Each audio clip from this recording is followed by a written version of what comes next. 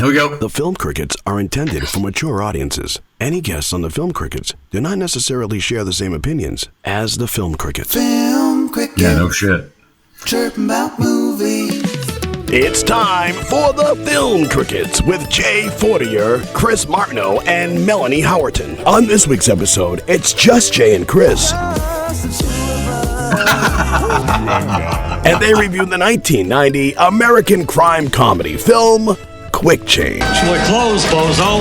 Let's not mess with me today. What the hell kind of clown are you? Crying on the inside kind, I guess. Does it stand the test of time? Let's find out. Your Film Crickets are on now. All right, welcome to the Film Crickets. My name is Jay Fortier. I'm along with my good friend and co-host Chris Martineau. How you doing, man? Hello, Jason. What's happening? Doing all right. All right, digging it. So today we're going to talk about a movie. Yes, it is my fault. We're going to talk about the movie Quick Change. I do like this movie. I saw it. I guess we're going to go down the history right now. Huh? Sure, hit it. I saw it in I didn't see it in the theater, but I saw it on video like pretty much that same year. And I haven't seen it in a really, really long time, but I liked it so much then. I rented it a bunch of times. Yeah, really? Yeah, because it made me laugh a lot. Okay. And a lot of it stuck out in my head. It wasn't every aspect, but sure. I really before you go down yours, do you remember the show Get a Life? Yes. With Chris Elliott? Yes, Chris Elliott, yes. His two parents? No.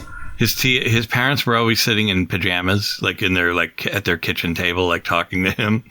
And the guy who played the security guard was his father. And I was told that that's his actual dad. I don't know. The guy. In the security first guard that claims of the film. All right. No, the security guard in Quick Change that Bill Murray sees and he hands over his gun. I'll have to look it up. Weirdly, a lot of people in this movie, a lot of people in the credits. I mean, you got Tony Shalhoub, you got a touch of the Tooch. Stanley Tucci's in this movie. Yeah, I love the Tooch. So I'm just picturing him in Conclave now, and then him as some weird, mafioso nephew in this movie, or with hair and stuff. There's a lot of people in this movie. So wait a minute. So you saw you didn't see it in the theater. You rent cable first and then rented? No, I rented it. Rented it. Okay. And why did you rent it? Just because Bill Murray was in it? It looked funny. The poster is something. It's Bill Murray in a clown costume. No, I didn't just see a poster. I saw it I had seen the trailer. Okay. Is this this is after Razor's Edge, right? I don't know. I never saw that. Remember Razor's Edge? You know what I'm talking about with Razor's Edge? I never saw Bill Murray was tired of being Bill Murray for a bit, being comedy and being Cinderella Boy, the Masters, that guy, and he was tired of being Venkman, and I think he agreed to a movie. I don't know what it was. But then he agreed to that movie so that he could do a drama called The Razor's Edge. Literally not a funny moment in it. Never saw it. It tanked. It bombed. And so this movie, Quick Change, he directed and sort of directed. I mean, he wrote and sort of directed. He did with somebody else. So I don't know if this is him trying to flex his artistic muscles with Quick Change. But we don't see him try to do something this off kilter again until Lost in Translation, which is quite some time later. So it's an odd piece of movie, man. I'll tell you that. So I've never seen it. So let's get back to what you were saying before. I know it existed. I remember it existing. I remember it, because I like Ghostbusters and I'm Bill Murray's funny. And, so I know it existed. I never watched it, never thought to watch it until you guys kept bringing it up. And then finally, boom, here I am. Yeah, yesterday morning watching this movie. So I think we should talk about the movie Quick Change. And if anybody else have seen this movie and liked it, I know we're going to be brave because, we're talking about a movie from 30 years ago and deciding whether or not it holds up.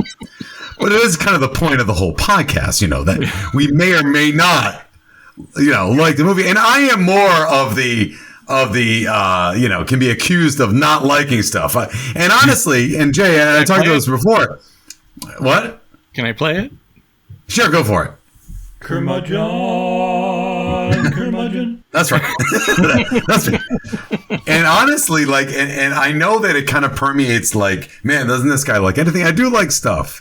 Yeah. But I watched this movie, and we'll talk about it later. Like, I was having a weird, I'm 50, right? But I was having like a weird midlife crisis, post midlife, about this movie. We'll get to it later. Cause I didn't laugh very much. Sorry. It's cool, whatever. But I'm not saying the movie is garbage. It's got problems. But I'm not saying it's necessarily bad. I'm just like, man, I should be laughing, but that's fine. So let's talk about it. Let's go to the old IMDb. Man, if anybody can, I did a quick check while you were talking about Bill Murray. It is Chris Elliott's dad. Okay. So, all right, cool. So we have, if anybody can Google the poster on this, it is minimalist at best. It is a white poster with Bill Murray in a clown costume holding balloons. It is quick change. Came out in 1990. It's rated R for cursing, essentially. At an hour and 29 minutes, starring Bill Murray. Oh, wait. One sentence breakdown. 3 thieves successfully rob a New York City bank, but making the escape from the city proves to be almost impossible. Directed by Howard Franklin and Bill Murray, written by Jay Cronley and Howard Franklin, starring a lot of people. Bill Murray, Gina Davis, Randy Quaid, Bob Elliott, so Chris Elliott's father, Jack Gilpin, Barbara Flynn, Susan, and Stanley Tucci's in this, and Tony Shalhoub's in this. And who is the bus driver? He's familiar. Yeah, I know I've seen him. Yeah, he's played in a lot of things. I just can't think of him. Like, you could look right now and like see if I say. Well, I just don't see his picture in the IMDb, so I don't want to keep going like.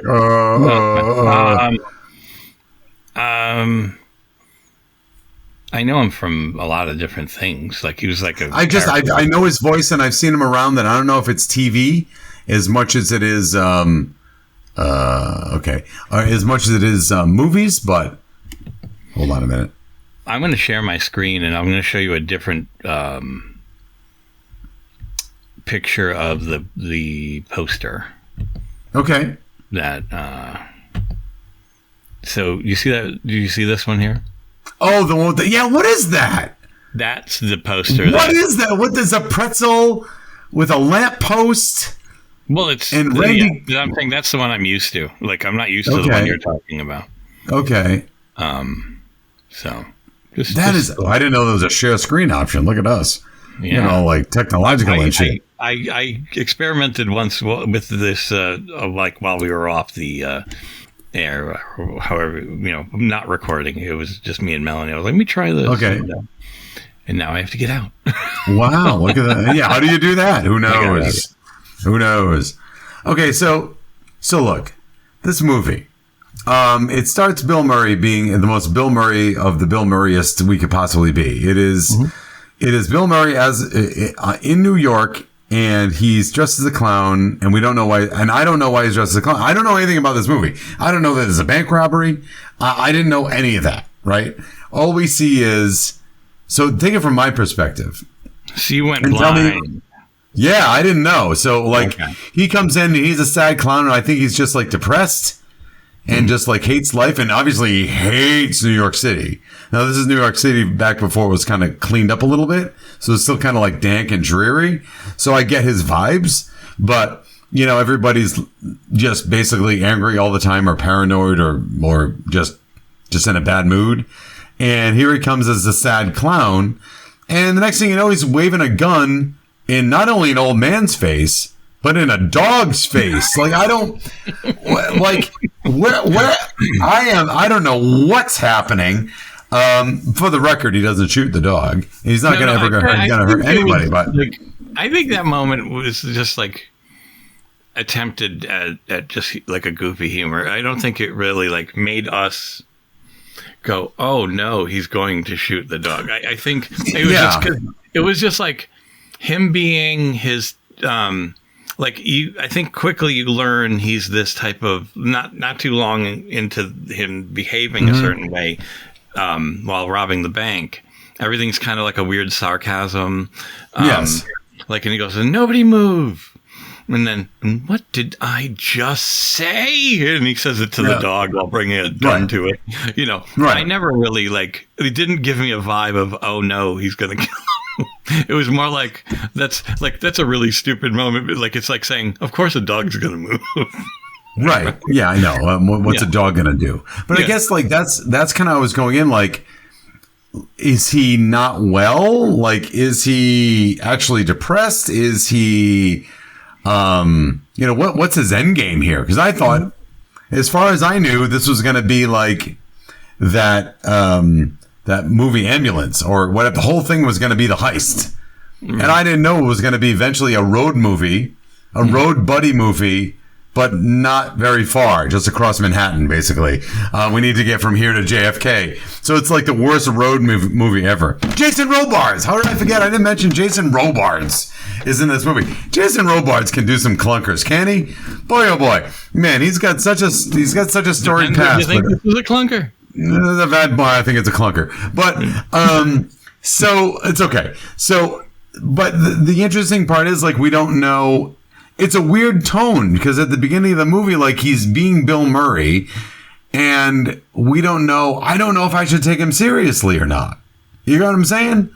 Like, I don't know if he's actually going to rob a bank. I don't know if he's like, is this just going to be? It might have helped had you watched the trailer. Yeah, I didn't.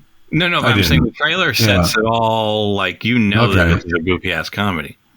Yeah, I mean, Gina Davis saying. They were like, is that our plane? No, if that was our plane, it'd be crashing. That was actually kind of funny. There's just, I don't know. I have a lot of moments in this that I don't know if I did fall asleep a lot. Had nothing to do with the movie. It just exhausting. Thanks. All right, fair enough. I'm just saying, like, it was on. I also had seen it before. Didn't remember every aspect, but like. I don't know. There's just parts that I love. But you want to keep going? Like, and I'll get to that. Yeah, let's talk about the bank a little bit more, because I don't know. Like I said, he obviously has a plan in mind, and he's kind of he thought it out on how to make this thing happen. He thought about these ridiculous demands: a monster truck, a helicopter, a Harley Davidson, like things that you typically wouldn't want. The monster maniac. I know, the monster maniac, right? So he's getting all those things so he can basically buy time, so he can set everything up and figure out a way to get him and his inside people out, which I thought was interesting. So it's the beginning of the movie is kind of curious in that we don't know what's going on. We don't know why he's dressed like a clown. We just think because he's crazy. But he's dressed like a clown so he can not look like him when he leaves the bank, which makes sense. Mm-hmm. And a good credit on the movie, too. Like, Randy Quaid is in the movie. We know as an audience who Randy Quaid is. He's kind of unmistakable. He's been in a couple of National Lampoon Vacation movies and all that stuff at this point. I mean, Christmas Vacation was before this, so we know what he looks like. Mm-hmm. And I didn't know that was him freaking out in the bank. Okay. Nor did I know that was Gina Davis. Like, at all. I didn't, because they didn't let her talk. And all we saw of him was Randy Quaid freaking out. And then once we see Randy Quaid, we go, wait a minute, as an audience, what's going on here? Like, something is going on. We have a star as a hostage. And then we realized the plan was to create a distraction so they could get out with the money. And everything is going pretty well. And I mean, good on Bill Murray. Is he a good actor? I mean, honestly, is he good? I'm not saying he's not, but he kind of always does Bill Murray. But is that good? I don't know. Sometimes that's what we need. Well, we discussed this. I don't know if you remember. I don't. He was in Tootsie. I want to say he was. Like a playing a straight role, like a something non-Bill Murray. I think it was Tootsie, right? It's Tootsie. Yep. Weird to see him in that. And I remember being disappointed because he wasn't playing Bill Murray. Okay. All right. But I have not seen his like serious roles, really, like the Rushmore. I haven't either. I'm not gonna lie, I haven't either. Translation movie is Lost in Translation. I haven't seen it, but, Right. Then again, I tend to like steer away from Oscar buzz. like, sure. Oh, the Oscars are excited about it. Well, maybe I won't be watching it. Yeah, right. So I don't know. I can't comment on that, and I won't. In that aspect of like all these other movies he's done. Right. I just remember when he's not playing him. Now I know Melanie hates it when he plays weird voice roles, like Caddyshack. She hated the way he played. Oh, it. sure. Yeah. Yeah. I mean, I think it's funny, but I mean, like, hey, it's funny. Like, I know, but like, I thought he was funny in this. I think I'm going to go down that road a little bit more later. Again, I'm wondering if I'm just becoming a humorless git. Like, literally, I'm watching this movie going, have I just become an old humorless git that just doesn't like anything? I'll have to come up with another musical song. No, I'm just kidding. Seriously. But anyway, so yeah, humorless git. Humorless git. He don't like nothing. So anyway, so they rob the bank. Jason Robards is chief of police. He's older, and he keeps getting kind of pooped on by the media because New York at the time, and still is, but New York is crime ridden. And what's the chief of police? Is he chief of police? Yes. Is he that powerful? All right. What are you doing about crime and blah, blah, blah, blah, blah. And so he's trying to figure out who this is. Now, here comes Randy Quaid. Randy Quaid's in on it. Gina Davis is in on it. She's in a relationship with Bill Murray. Grim. Yeah. Quite a name, Grim. And Randy Quaid is his lifelong friend. And Randy Quaid is not only... What is his deal in this movie? He's like infantilized. Like, he really is like... I'm trying not to be insensitive here, but he's not like... But there's moments where he doesn't seem like that. Yeah. Like, do you remember when Grim, Bill Murray, walks away to go talk to that guy who's about to rob them? He's in a car, he stole the car. Yeah. The two of them are talking, and he's a little more like, you gotta reel him in better. Like he starts talking like that, like as if they've had more conversations without Grim. Okay. Without Murray. Like, did you notice that? Like, he got a little more like, he's like, we have to talk about this. Like, and she's like, no, he's complete. Like, like they're, he has adult moments. Yeah. But why does the whole heist go awry? What's the linchpin? Because he accidentally hits the horn while he hits the horn because he's basically like any child that is allowed to like hang out in a car for the first time by themselves, and they just start hitting buttons because they don't know what the buttons do, and he goes, wait, no, he didn't just hit it. Like, I think, all right, so because I have seen it before, like so like you're watching it once. I am So just to set it up for anybody that's listening that hasn't seen the movie, Bill Murray is now calling from a payphone. Yeah. To Jason Robards, while Jason Robards thinks he's in the bank still. Yeah. The longer they're in the bank, the longer Bill Murray's in control of the situation. Right. And basically is the idea. They're making their way to the airport while he still thinks he's in the bank. So he's looking at the two of them. He's Randy Quaid's really like thrilled about how well it went. And he's like, like hugging the two of them. He loves the two of them. He's watching he's watching the two of them like they're in love, and he's just like all like dreamy, and he's leaning like sort of on the steering wheel, and then just like gets careless, and part of his body like hits the horn. I know, but I'm saying it's not like he's going press button. Yeah, I'm sure. Like accidentally hitting the horn. And go, I didn't know it was going to do that. So, but the way he reacts to it is like a 12-year-old. The way he reacts to the whole situation is like a 12-year-old. I get it. And later on, like he hurts himself and basically cannot compose himself to even move on. And then at one point he's like. I know at one point he's hurt and Gina Davis is holding him in his arms, and Bill Murray Grim makes the the observation, like he's nursing from her. I'm like, what is happening? By the way, he's like tilting his head. He goes, "You should try bottle feeding him." Try bottle feeding, which is a funny line. Don't get me wrong, it's a funny line, but I'm like, what are they doing to poor Randy Quaid here? I know he's like crazy, but wow. But it just seems like he's always too. Like before we get to other parts, the ultimate point is that they just can't seem to escape New York. Like they keep getting lost. And their only goal is to get to the airport and get the hell out of New York with the money. Yeah. So it's just, and everything goes wrong. But I just wanted to keep that also afloat for people who may have never seen that. That is the comedy. That it's basically everything goes wrong. Yeah, it's planes, trains, and automobiles, but with criminals trying to go literally 5 miles. Yeah. Well, basically, that's it. If we can only find a landmark, and there's these like tall trucks that are blocking the Statue of Liberty, in the background. So and as they go along, go ahead. One of my for years I think about this. I still laugh.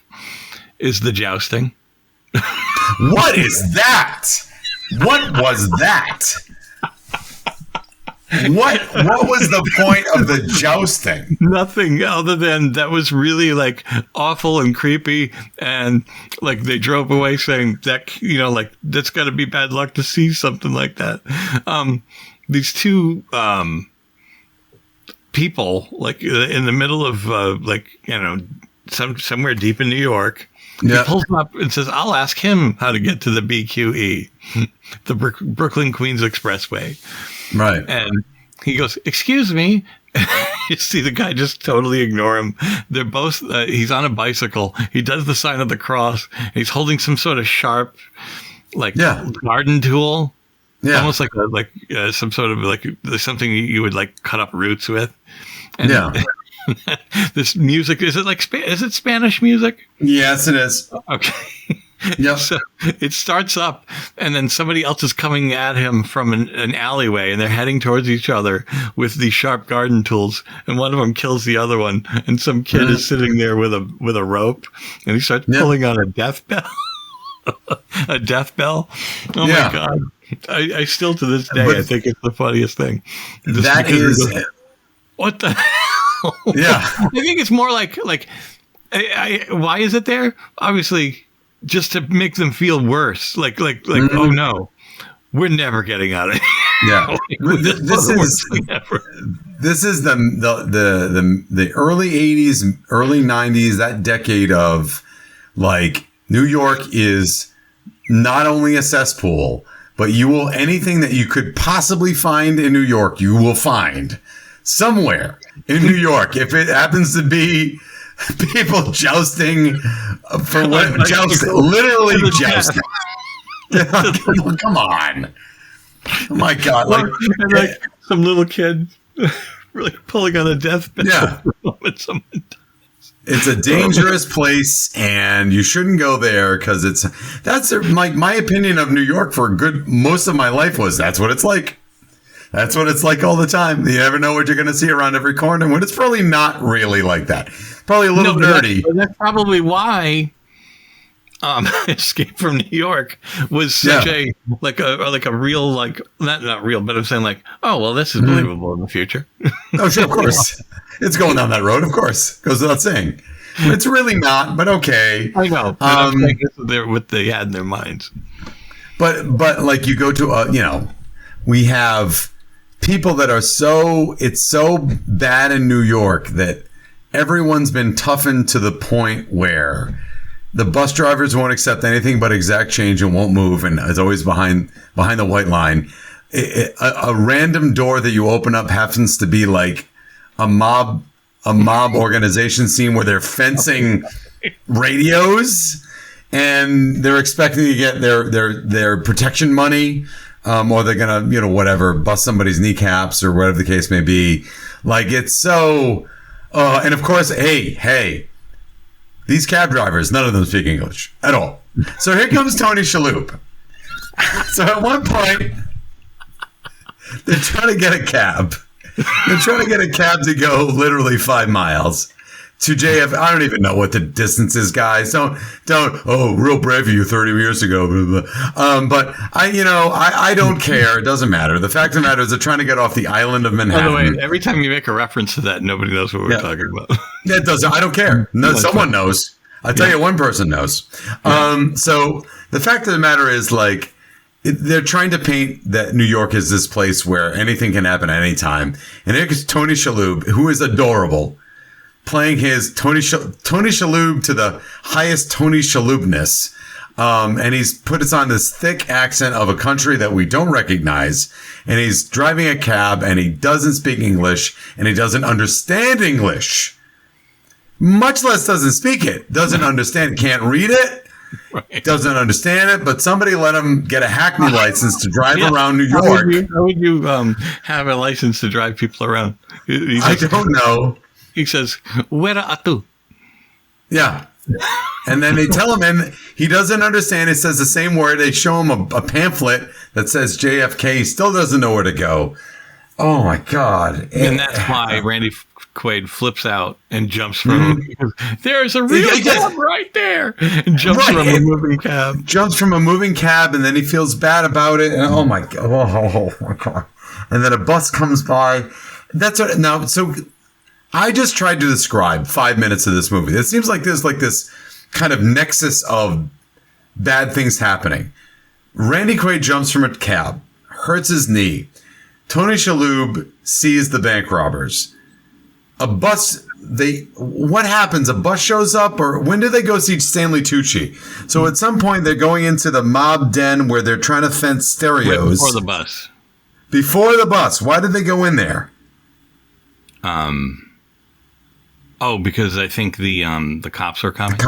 The cops are coming, so they go hide in a door that happens to be open, but it's a mafioso thing where they're trying to fence radios, so they have to get out of that and get on the bus, but the bus needs exact change, so he needs to go out of the bus into the bodega where I don't know about you, so they go into this classic New York bodega because there's not a lot of spaces for supermarkets, so a lot of the stuff happens in these little bodegas, and he has to get exact changes, and of course an elderly woman who's buying the entire store, and at the end asks for coffee, which they keep behind the counter because coffee is like that, either dangerous or expensive.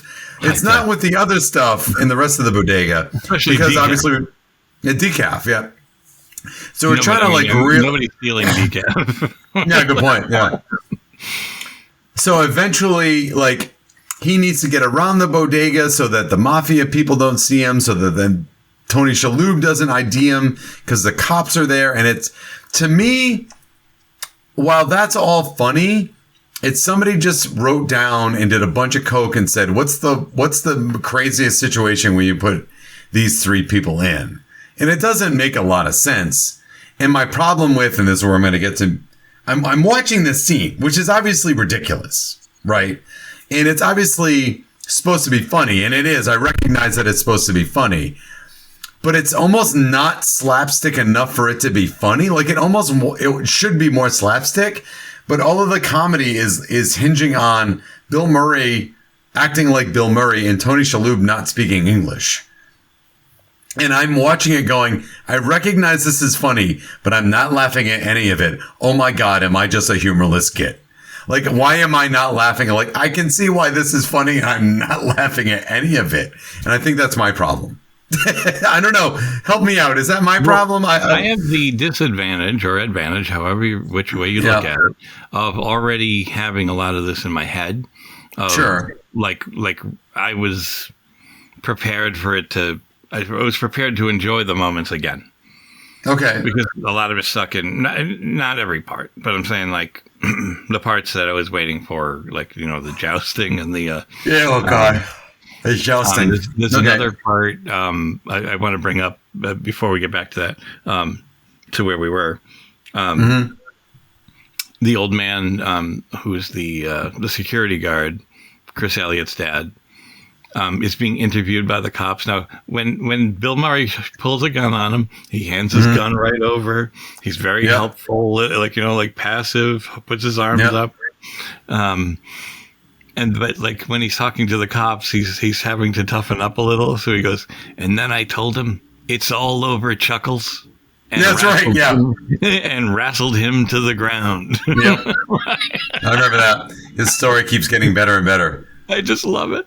Yeah, that was funny. I'll give you that. That was pretty funny. And then there's like a weird confusion thing where the real guy that was supposed to show up, because they ended up robbing the mafia, right? Like by sweet talking, like Bill Murray had to get out of the situation by posing as a mafia boss who was there to collect his protection money. Yeah. And he sold it without batting an eye, without raising his voice. And to Stanley Tucci, and good for him. I love the Tooch.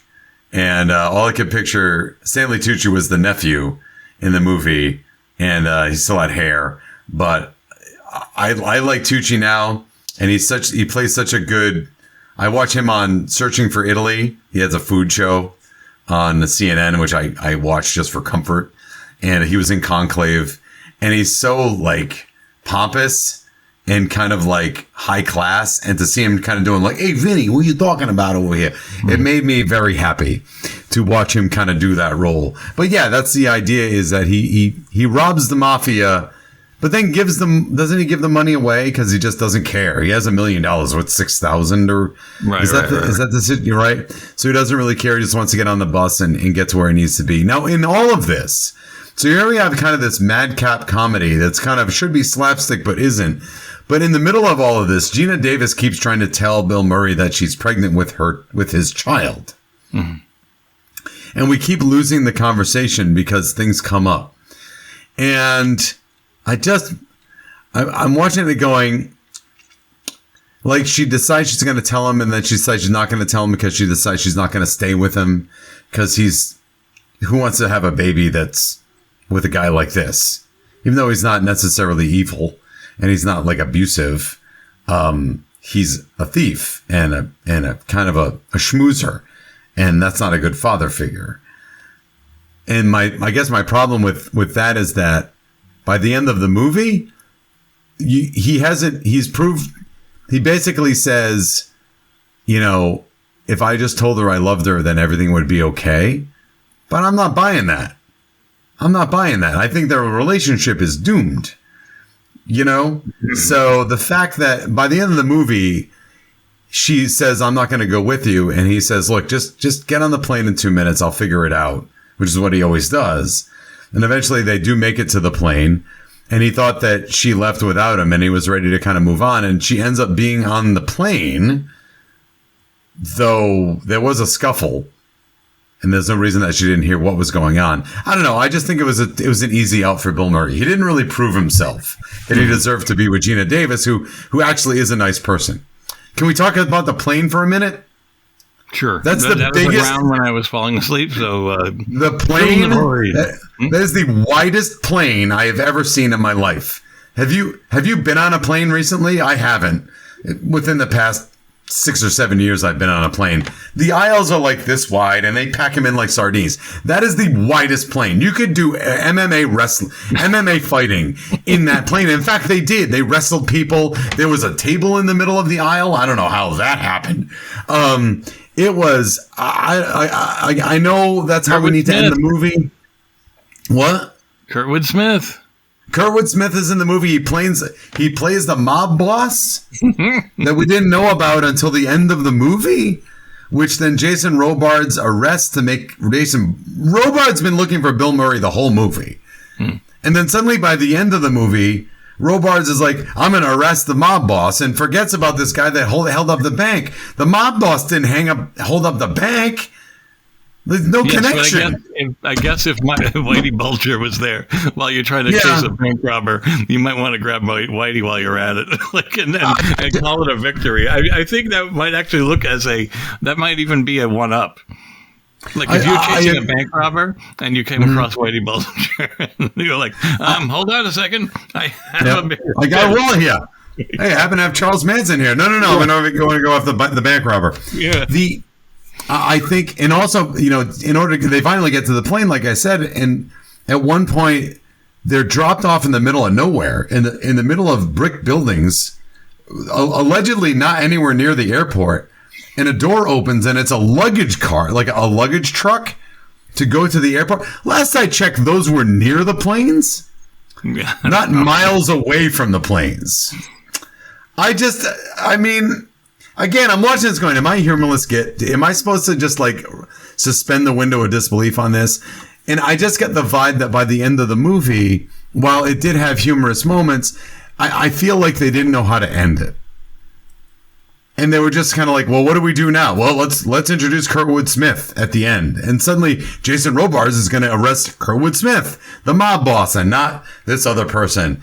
And I don't know. And then Bill Murray says his last name, which is like he changes it twice to Skipowski or Skipowski, like I forget. And then and that's what it dawns on Jason Robards. Yeah, because he says, "Oh, we're gonna have to look at the Skipowski or Chapowski," and then he realizes because he switches at the beginning his name between Skip and Chip. Right.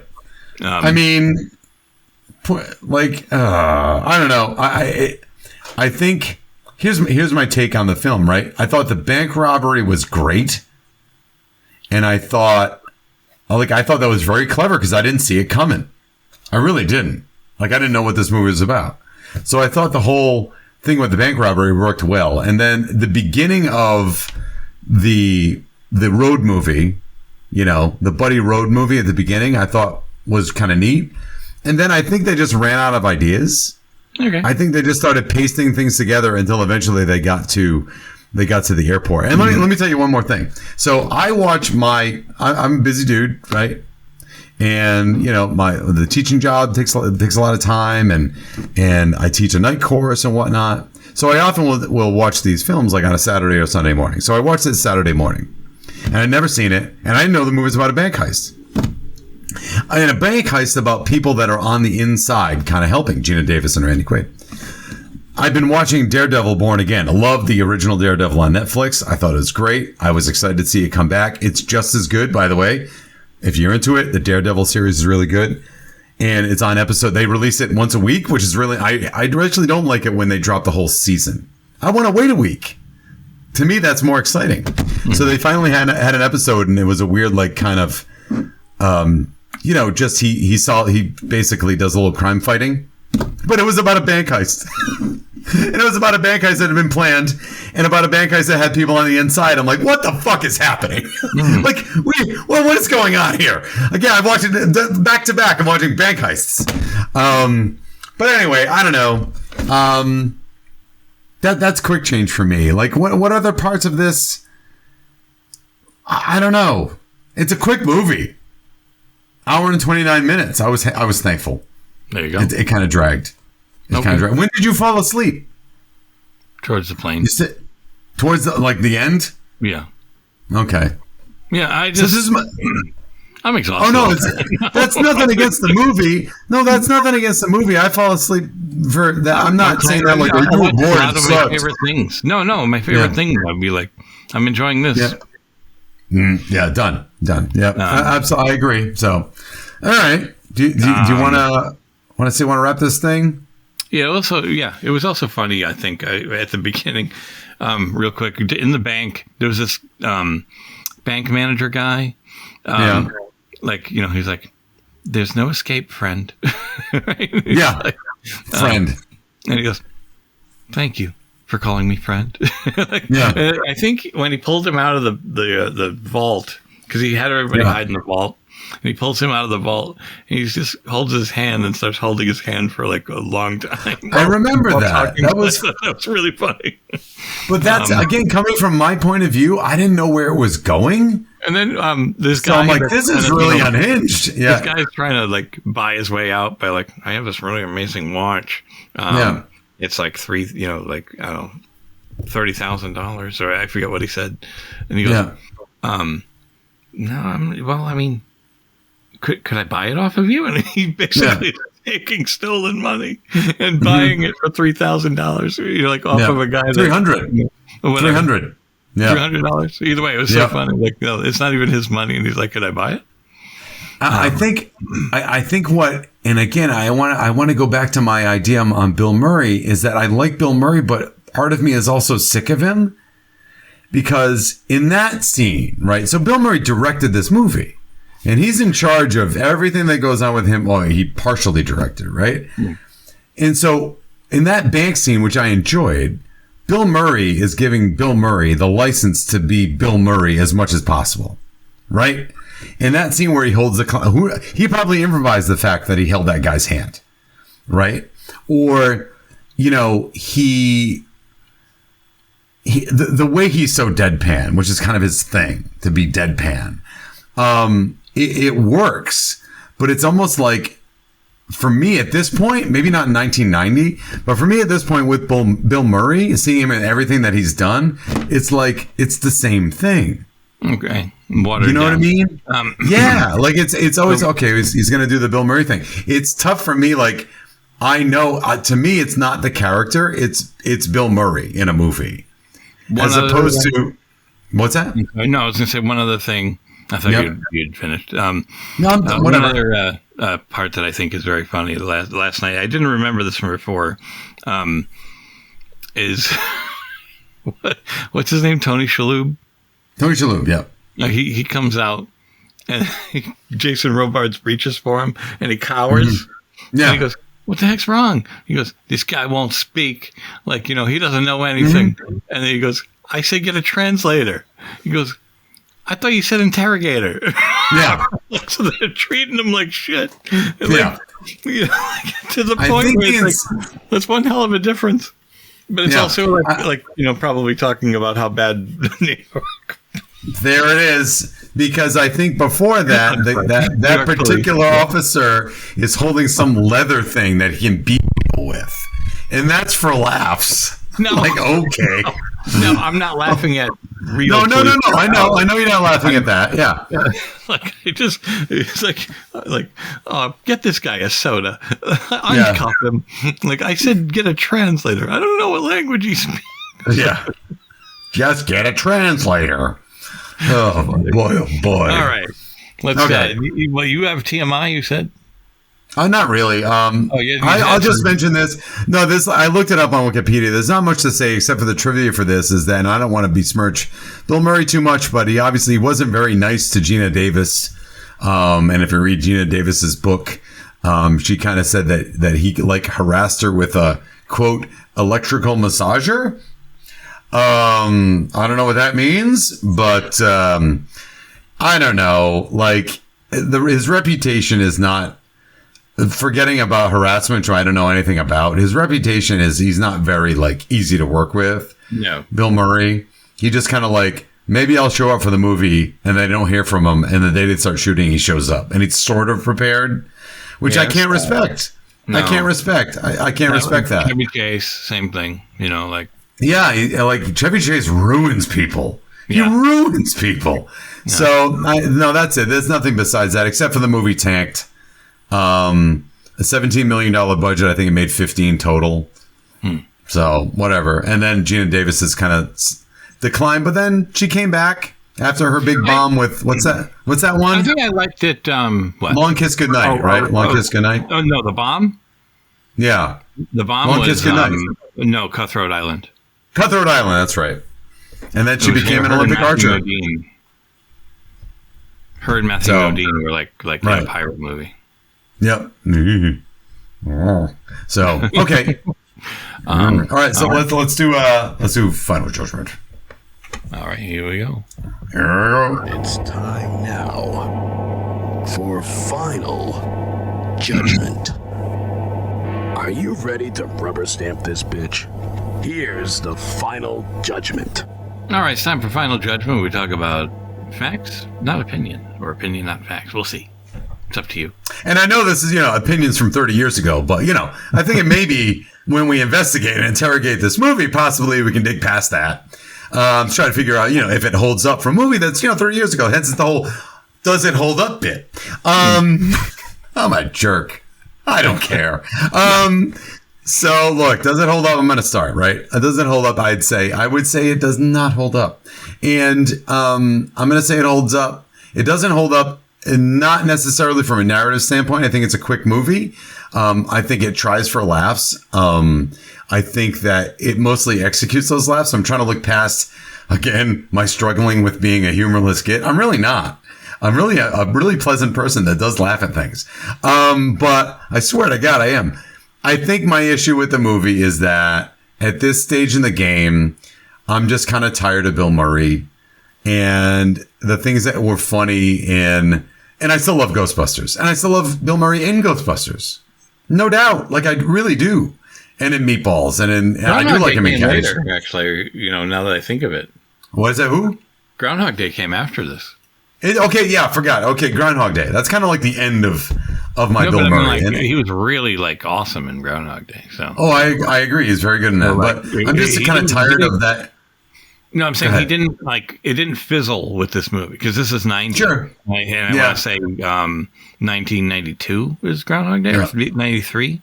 Yeah, it's somewhere in there. It's 92. Yeah. I want to say I saw it in high school. I want to say so 91, 92. Anyway, bottom line is, I just think that shtick doesn't hold up. I've seen it enough. Not that it's not funny, and Nighty doesn't do it well. It's just it's kind of old hat, so I don't really care anymore about that. So for me, I think Gina Davis did a good job. I think Randy Quaid was kind of annoying. I didn't really like him that much, but I like Gina Davis, and I love seeing Tucci. I love seeing Chalhoub. I think it was Madcap, right? And I love the old 80s trope of that New York is like a cesspool of you never know what's going to happen next. I kind of like that. Yeah, it's crazy, right? I think that's funny. I just didn't, but I don't think it holds up. I don't think it holds up for that reason. So, Jason? Yeah, I know. It cracks me up, man. No, it does not. I don't think it holds up. It doesn't feel fresh, new. It doesn't, it doesn't, it looks old. I would say it's the comedy does, the beginning does feel, it starts fast. Yeah. Quickly. Which I appreciate which is today's standards. So in that sense, that part, yes. But, I didn't feel it got too boring, but and I already was ready for it. And I'm not saying that's not why you thought it was boring. I'm just saying sure. I was already ready to have fun with it anyway. No, I just think that it's not like of today's style comedy. So I don't know about modern people, like modern audiences, would they like this as much, because it had kind of a yesteryear vibe on how but it doesn't mean I don't like it. I like it. I'm just keeping that separate. Like the hold up part, would people find this as funny? I wanted to watch it. Go ahead. It felt like a Bill Murray passion project. Like he's got enough clout that he's going to make a movie that he can do that is his vision. And I don't think it's that good of a passion project. That's all. Like, I don't know. That's what I think. But sorry, I cut you off. I kind of wanted to watch it only because it's under the radar, I guess. Like, in comparison to, like, everybody knows What About Bob. Everybody knows Groundhog Day. They knew all these giants. And I thought it was funny. And I just thought it'd be fun to talk about, like, kind of a hidden gem. But apparently not a gem. Oh, yeah. I wasn't, it's not a gem. In this case, it was a hidden rock for you. I wasn't angry after watching it. It kind of just felt like lead. It was just like plonk. There it is. It's done. I'm like, okay. So it was irrelevant. Like I've used let me put it this way. If you like Bill Murray and you like his whole vibe, definitely watch this movie. I would recommend it if you dig how he does his thing. Then you should absolutely put it in your canon. But me, not so much. So and I don't even have to keep this part, but like when he's talking about he's talking to the cops with Gina Davis as the victim. Yeah. When he's he was good at that. The red mustache. Yeah. And good for the movie. He says, "Baby, up your butt with a coconut," and I swear he was about to use the coconut. Yeah. and good on the movie too. For we didn't know that Gina Davis was in on it, but she saw the white makeup behind the ear. Yeah. And because she saw it and reacted the way she did, it told us, oh, wait, she's in on this. Like, we didn't know until that moment. Maybe. Which I thought was...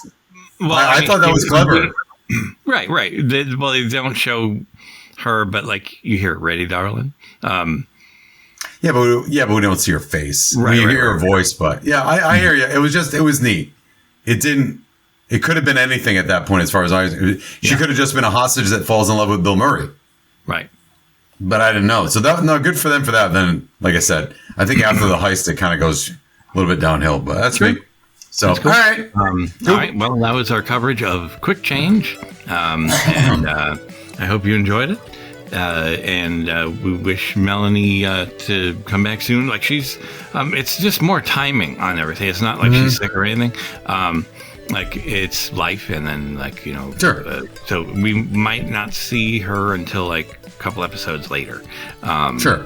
But well, we'll talk to you guys soon, and I'd like to thank Steve Lavoie for our vocal imaging, and Draco and the Malfoys for our theme music. Always awesome. Every time. Yep. And well, we'll they do it live every time. Did you guys not know that? They come in. Hey guys, they do it live. They're in the closet. Hey guys. All right. Crank it up. Film. But until next time, movies may not age like fine wine, but we drink it anyway. Bye.